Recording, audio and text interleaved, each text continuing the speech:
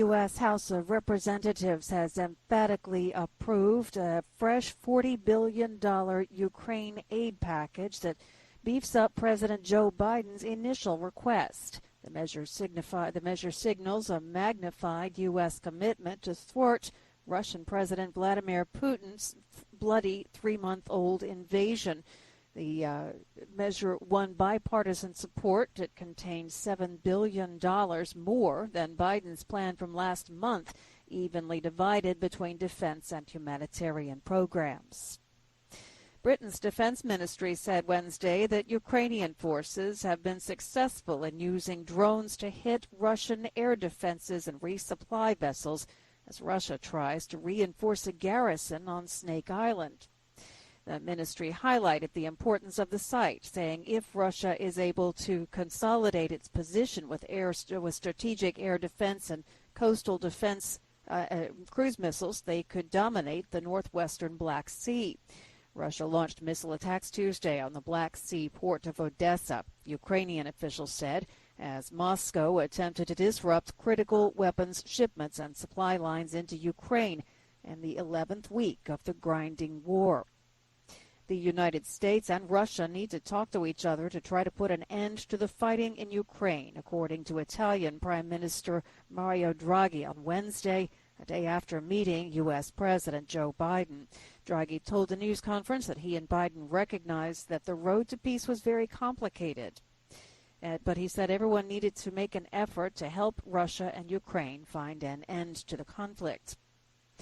In an attempt to calm the situation in Sri Lanka, Pope Francis on Wednesday urged officials in the country to respect human rights and civil liberties and listen to the hopes of the people.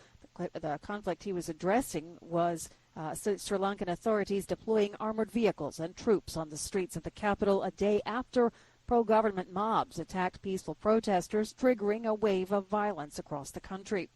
Armed trucks with soldiers on Wednesday were seen rolling into some areas of Colombo where the government is facing its severest challenge in decades as the country plunges into economic crisis and protests. In the Pope's message, he said, "I appeal to all those who have responsibility to listen to the hopes of the people, guaranteeing full respect for human rights and civil liberties." That's according to the Pope on Wednesday. In a tweet, he appealed to everyone to maintain a peaceful approach without giving in to violence. Sri Lanka is about 7% Christian. Most of those identify as Catholic. UN Human Rights Chief Michelle Bachelet is also calling on Sri Lankan authorities to prevent further violence by addressing the country's economic crisis through meaningful dialogue.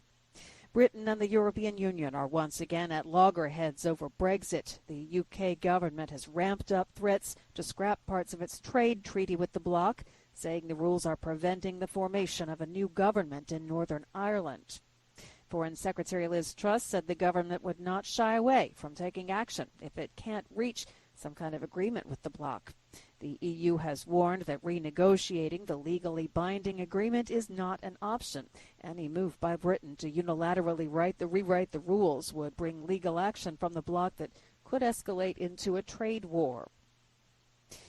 Ferdinand Marcos Jr., the son of the ousted Philippine dictator, declared victory in this week's presidential elections Wednesday. He faced early calls to ensure respect for human rights, the rule of law, and democracy. Marcos Jr. garnered more than 31 million votes in an unofficial vote count from Monday's polls in what's projected to be one of the strongest mandates for a Philippine president in decades. His vice presidential running mate, Sara Duterte, appeared to have also won by a landslide. Marcos spokesman Vic Rodriguez told reporters that Marcos' electoral triumph is a victory for democracy. He said he hoped to seek common ground across the political divide. Recapping our top story this hour, the U.S. House of Representatives has emphatically approved a fresh $40 billion aid package that beefs up President Biden's initial request for funding. It signifies a magnified U.S. commitment to Ukraine.